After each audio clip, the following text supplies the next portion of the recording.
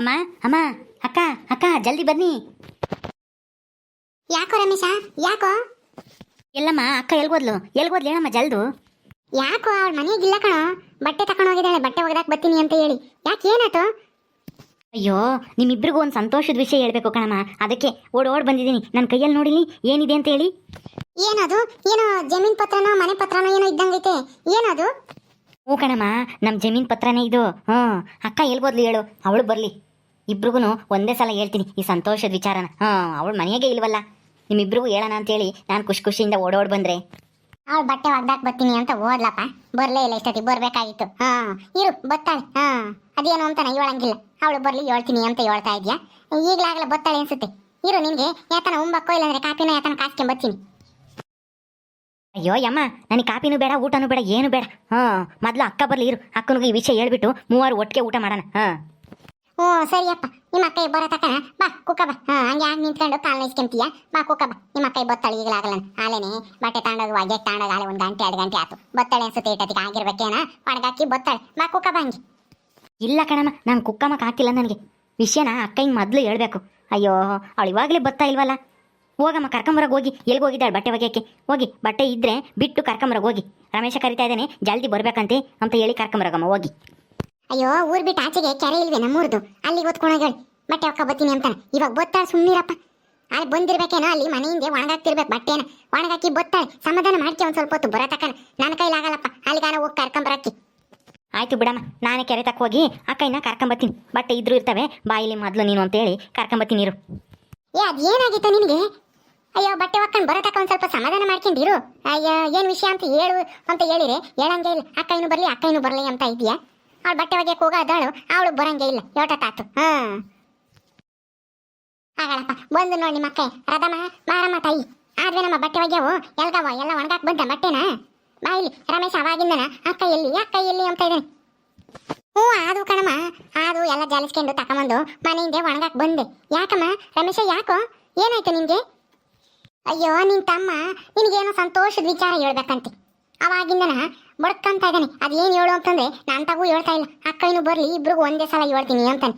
ಉಣ್ಬಾರಲ್ಲ ಅಂತಂದ್ರೆ ಊಟನೂ ಬೇಡ, ಕಾಫಿನೂ ಬೇಡ, ಯಾತು ಬೇಡ ಅಂತಾನ.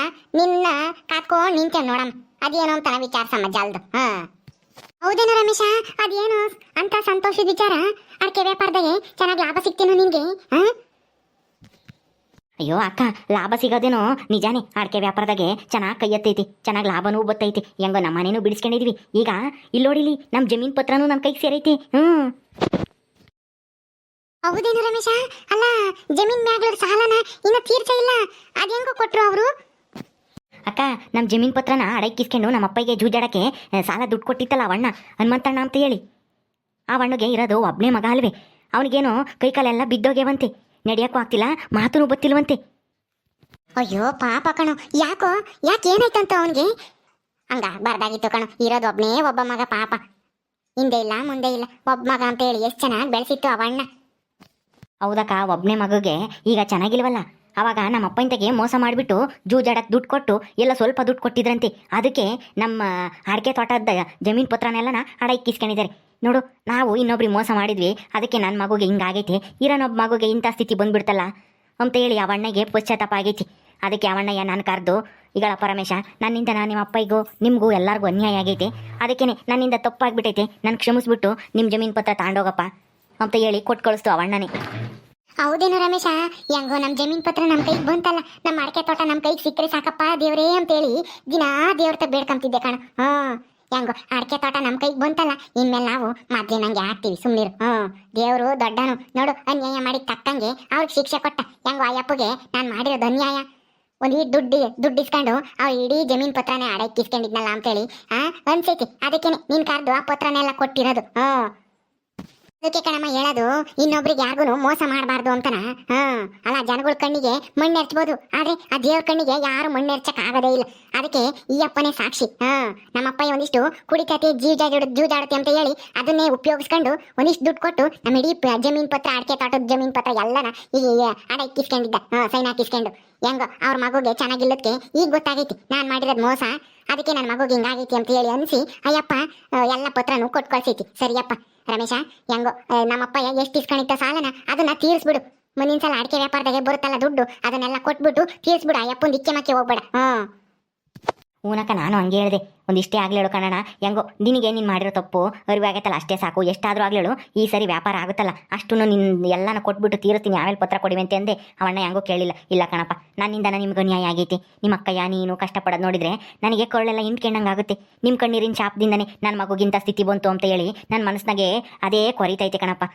ನೀನು ಈ ಜಮೀನು ತಗೊಂಡು ನನ್ನ ಮಗುಗೆ ಒಳ್ಳೇದಾಗಲಿ ಅಂತ ಹೇಳಿ ಆರೈಸಿ ಹೋಗಪ್ಪ ಸಾಕು, ನನಗೆ ಸಮಾಧಾನ ಆಗುತ್ತೆ ಅಂತ ಹೇಳಿ ಮನೆ ಕರೆದು ಕೊಟ್ಟು ಕಳಿಸ್ತು ಕಣಕ್ಕ. ಅದಕ್ಕೆ ಈ ವಿಚಾರನೇ ನಿನಗೂ ಹೇಳ್ಬೇಕು ಅಂತೇಳಿ ನಾನು ಓಡ್ ಬಂದೆ ಅಲ್ಲಿಂದನ.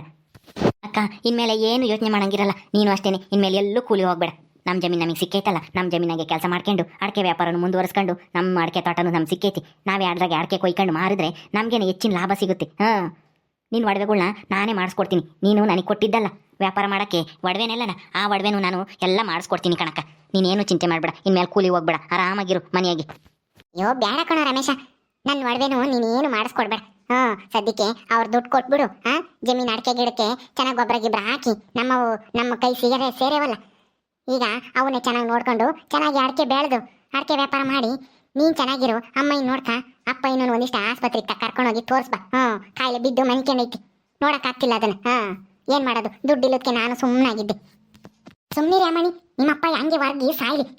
ಅವ್ನ ಯಾಕೆ ಆಸ್ಪತ್ರೆಗೆ ತೋರಿಸ್ತೀರ? ಅವನಂತ ಇದ್ದೆಷ್ಟು ಸತ್ರೆಷ್ಟು. ನಾನು ಯಾವಾಗ ಸಾಯ್ತಾನೋ ಅಂತ ಹೇಳಿ ಕಾಯ್ತಾ ಇದ್ದೀನಿ ಅಂತ ನಿನ್ನನ್ನು ಆಸ್ಪತ್ರೆಗೆ ಕರ್ಕೊಂಡು ಹೋಗೋ ಅಂತ ಹೇಳ್ತಾಳೆ ಅವಳು. ಸುಮ್ಮನಿರು, ಅವನಿಂದನೇ ತಾನೆ ನಮ್ಗಿಂತ ಸ್ಥಿತಿ ಬಂದಿದ್ದು. ಅಯ್ಯೋ ಸುಮ್ಮನಿರಮ್ಮ, ಈಗೆಲ್ಲ ಒಳ್ಳೇದಾಗ್ತೈತೆ ತಾನೆ. ಸುಮ್ಮನೆ ಯಾಕೆ ಕಳೆದೆಲ್ಲ ನೆನೆಸ್ಕೊಂಡು ಬೇಜಾರು ಮಾಡ್ಕೊಂತೀಯ ಹೇಳು. ಅಪ್ಪಗೂ ಇವಾಗ ಒಂದಿಷ್ಟು ಬುದ್ಧಿ ಬಂದಿರಂಗ ಐತಿ. ಆಸ್ಪತ್ರೆಗೆ ತೋರಿಸಿ ಹುಷಾರಾದ್ರೆ ಅಯ್ಯಪ್ಪನ ಒಂದಿಷ್ಟು ಜಮೀನ್ ಕಡೆಗೆಲ್ಲ ನೋಡ್ಕೊಂಡು ಚೆನ್ನಾಗಿ ಆಗ್ತೀವಿ ನಾವು. ಮೊದ್ಲಿನಂಗೇನೆ ನೀನೇನು ಯೋಚನೆ ಮಾಡಬೇಡ, ಸುಮ್ಮನಿರು. ಸರಿ ಕಣಕ್ಕ, ಆಯಿತು, ನೀನು ಹೇಳ್ದಂಗೆ ಆಗಲಿ. ಹೆಂಗೋ ದೇವ್ರ ದೊಡ್ಡ ನಮ್ಮ ಕಷ್ಟನೆಲ್ಲನ ತೀರಿಸ್ಬಿಟ್ಟ. ರಮೇಶ ಬಾರು, ಹೋಗಿ ನಮ್ಮ ಅಡಿಕೆ ತೋಟ ನಾನು ನೋಡ್ಕೊಂಬರೋಣ ಬಾರು. ನನ್ಗೆ ಯಾಕೋ ಈಗಲೇ ನೋಡ್ಬೇಕು ಅನ್ನಿಸ್ತೈತಿ. ಎಷ್ಟೊಂದು ದಿನ ಆಗಿತ್ತು ನಮ್ಮ ಕೈ ಬಿಟ್ಟು ಹೋಗಿ ಅದು. ಹೆಂಗೋಯ್ತೋ ಏನೋ ಮತ್ತೆ ನಮ್ಮ ಕೈ ಸೇರೈತಿ. ಸುಮ್ಮನಿರಮ್ಮ, ಈಗಲೇ ಹೋಗ್ತಾಳಂತೆ. ಈಗಿನ ಬಟ್ಟೆ ಹಾಕೊಂಬಂದು ಸುಸ್ತಾಗಿದ್ವಿ. ಅಲ್ಲಿ ಅಡಿಕೆ ತೋಟ ನೋಡಕ್ ಹೋಗ್ತೀನಿ ಅಂತೀಯ. ಬರ್ರಿ ಉಂಡು ಹೋಗಿರಿ ಅಂತಿ. ನಾನು ಬರ್ತೀನಿ. ನನಗೂ ನೋಡ್ಬೇಕು ಅನ್ನಿಸ್ತೈತಿ. ಅಯ್ಯೋ ಬಿಡಮ್ಮ, ನಾನು ಇಂಥ ಸಂತೋಷ ವಿಷಯ ಕೇಳಿನಲ್ಲ, ನನ್ಗಂತೂ ತೃಪ್ತಿ ಆಯ್ತು. ಇನ್ನು ಊಟ ಬೇಡ, ಏನು ಬೇಡ ಅನ್ನಿಸ್ತೈತಿ. ಮೊದ್ಲು ಹೋಗಿ ನಮ್ಮ ಜಮೀನು ನಮ್ಮ ತೋಟ ಎಲ್ಲ ನೋಡ್ಕೊಂಬಂದ್ರೆ ಅಷ್ಟೇ ಸಾಕು. ಹ್ಞೂ ಕಣಕ್ಕ, ನಾವು ಕಷ್ಟಪಟ್ಟಿದ್ಕೂ ಆ ದೇವ್ರ ಪ್ರತಿಫಲ ಕೊಟ್ಟನಲ್ಲ. ನನ್ನ ಮನಸ್ಸು ಎಷ್ಟು ಒಗ್ಗೂರ ಆಗೈತೆ ಅಂದರೆ ಹೇಳ್ಬಾರ್ದು ಬಿಡು. ಎಷ್ಟು ಲಕ್ಷ ದುಡ್ಡು ಕೊಟ್ರು ಇಂಥ ಸಮಾಧಾನ ಎಂದೂ ಸಿಗಲ್ಲ. ಹಂಗೆ ಕಣಪ್ಪ, ಕಷ್ಟಪಟ್ಟಿದ್ದಕ್ಕೆ ತಕ್ಕಂಗೆ ಪ್ರತಿಫಲ ಸಿಕ್ಕಿದಾಗ ಮನುಷ್ಯಗೆ ಸಂತೋಷ ಆಗುತ್ತೆ, ಮನಸ್ಸು ಒಗ್ಗೂರ ಆಗುತ್ತೆ. ನಡಿಯಕ್ಕ, ಈಗಲೇ ನೋಡ್ಕೊಂಬರೋಣ ನಮ್ಮ ಜಮೀನು ನಮ್ಮ ತೋಟ ಎಲ್ಲನ. ನಾನು ಅಷ್ಟೇನೆ, ನೀನು ಕರ್ಕೊಂಡೋಗಿ ಹೋಗೋಣ. ನಿನಗೆ ಹೇಳ್ಬಿಟ್ಟು ಈ ವಿಷಯನ ಅಂತ ಹೇಳಿನೇ ಬಂದಿದ್ದು. ಸರಿ ಕಣ, ಪತ್ರನ ಅಮ್ಮನ ಕೈ ಕೊಡು, ತಗೊಂಡೋಗಿ ಭದ್ರವಾಗಿ ಇಕ್ಲಿ. ಏಮ್ಮ ತಾಳಮ್ಮ, ಈ ಪತ್ರ ತಗೊಂಡೋಗಿ ಒಳಕ್ಕೆ ಬೀರ್ನಕ್ಕಿಕ್ಕು ಭದ್ರವಾಗಿ. ನಾನು ಅಕ್ಕಯ್ಯನ ಹೋಗಿ ಜಮೀನು ನೋಡ್ಕೊಂಡು ತೋಟ ನೋಡ್ಕೊಂಡು ಬರ್ತೀವಿ. ನೀವಿಬ್ರು ಹೋಗ್ತೀರೇನ್ರೋ? ನಾನು ಬರ್ತೀನಿ ಇರೋ. ನಾನು ನೋಡ್ಬಾರ್ದೇನೋ ನಮ್ಮ ಜಮೀನು ಮತ್ತೆ ನಮ್ಮ ಕೈ ಸೇರೈತಲ್ಲ. ಎಷ್ಟೊಂದು ದಿನ ಆಗಿತ್ತು ಅದನ್ನ ನೋಡಿ. ಅತ್ಲಾಗ ಹೋದ್ರೆ ನನಗೆ ಬೇಜಾರಾಗುತ್ತೆ, ಆ ತೋಟನೆಲ್ಲ ನೋಡಿದೆ ಅಂತ ಹೇಳಿ ಅತ್ಲಾಗ ಹೋಗ್ತಾನೆ ಇರಲಿಲ್ಲ ನಾನು. ಹೆಂಗೋ ಇವಾಗ ನಮ್ದೇ ಆಗೈತಲ್ಲ. ನಾನು ಬರ್ತೀನಿ ಇರ್ರಿ ನಿಮ್ಮ ಜೊತೆಗೆ. ಸರಿ ಕಣಮ್ಮ, ಹೋಗಿ ಪತ್ರನ ಒಳಕ್ಕೆ ಬರೋಗಿ ಹೋಗಿ ಜಮೀನು ನೋಡ್ಕೊಂಬಂದು ಆಮೇಲೆ ಎಲ್ಲರೂ ಸೇರಿ ಊಟ ಮಾಡೋಣ. ಆರೋ ರಮೇಶ, ನಾವು ಹಂಗೆ ಹೋಗ್ತಾ ಇರೋಣ. ಅಮ್ಮಯ್ಯ ಹಿಂದೆ ಬರುತ್ತೆ. ನನ್ಗಂತೂ ಎಷ್ಟೊತ್ತಿಗೆ ನೋಡ್ತೀನೋ ನಮ್ಮ ತೋಟನ ಅನ್ನಿಸ್ತೈತಿ. ಬಾ ಹೋಗೋಣ. ಸರಿ ನಡಿಯಕ್ಕ, ಹೋಗ್ತಾ ಇರೋಣ. ಅಮ್ಮಯ್ಯ ಬರ್ತೈತೆ. ಅಯ್ಯೋ, ನನ್ನೇ ಬಿಟ್ಟೆ ಹೊಟ್ಟೆ ಬಿಟ್ರೆ ಅಕ್ಕ ತಮ್ಮನು.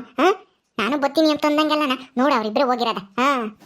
ರಮೇಶ, ರಾಧಮ್ಮ, ನಾನು ಬರ್ತೀನಿ ಇರೋ. ಓಕೆ ಸ್ನೇಹಿತರೆ, ಈ ವಿಡಿಯೋನ ಇಲ್ಲಿ ಮುಗಿಸ್ತಾ ಇದೀವಿ. ಈ ಕಥೆ ಇನ್ನು ಮುಂದುವರಿಯುತ್ತೆ. ನಿಮ್ಮೆಲ್ಲರಿಗೂ ಈ ವಿಡಿಯೋ ಇಷ್ಟ ಆದರೆ ಲೈಕ್ ಮಾಡಿ, ಶೇರ್ ಮಾಡಿರಿ. ಇನ್ನೂ ಯಾರು ನಮ್ಮ ಚಾನಲ್ ಸಬ್ಸ್ಕ್ರೈಬ್ ಮಾಡ್ಕೊಂಡಿಲ್ಲ, ದಯವಿಟ್ಟು ಸಬ್ಸ್ಕ್ರೈಬ್ ಮಾಡ್ಕೊಳ್ರಿ. ಮುಂದಿನ ವಿಡಿಯೋದಲ್ಲಿ ಸಿಗ್ತೀವಿ. ನಮಸ್ಕಾರ.